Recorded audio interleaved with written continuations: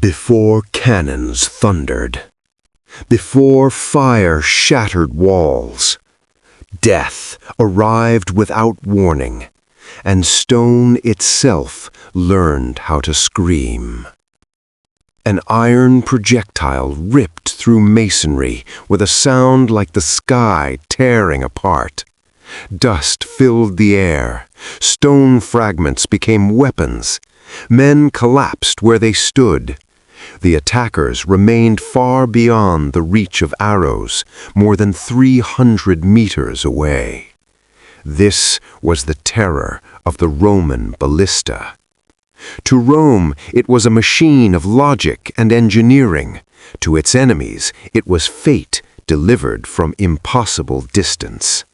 The ballista resembled a colossal crossbow, but its scale transformed it into something else entirely. Some machines rose over 3 meters high. Others required crews of 10 trained soldiers to operate.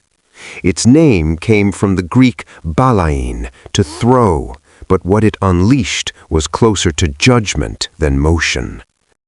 The true power lay hidden inside 2 massive bundles of twisted sinew, animal tendons, sometimes human hair, bound tight and kept under relentless tension.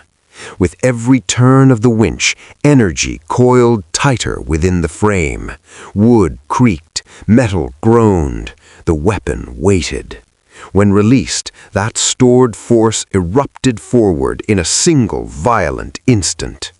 Iron-tipped bolts nearly a meter long tore through shields, bodies, and walls. Stones weighing up to 30 kilograms smashed parapets, crushed defenders, and collapsed fortifications. These were not projectiles. They were moving disasters. The Romans did not invent this weapon. Greek engineers had developed torsion artillery centuries earlier. Rome's genius lay elsewhere, in refinement, standardization, and ruthless application. By the 1st century BCE, Roman engineers such as Vitruvius transformed the ballista into a system: light models for precision killing, heavy engines for structural annihilation.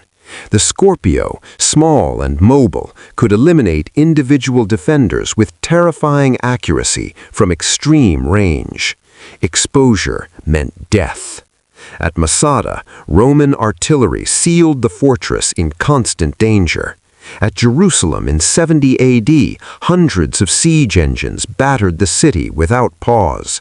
The destruction was physical, but the greater damage was psychological. Walls no longer offered safety. Time itself became an enemy. Ballistae did not remain behind during sieges alone.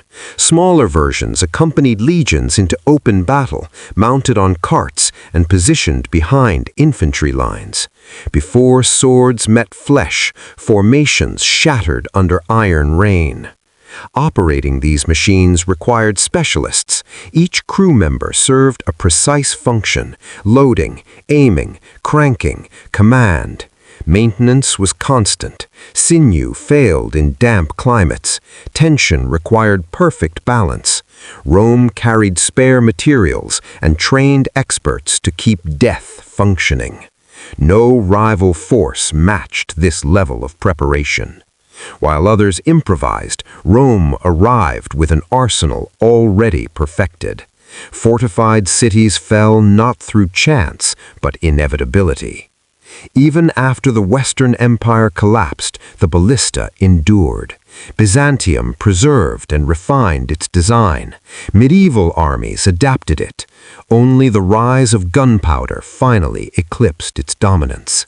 Yet the principle survived.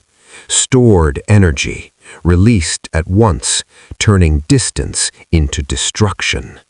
The ballista did not disappear. It became memory, etched into broken walls and forgotten bones.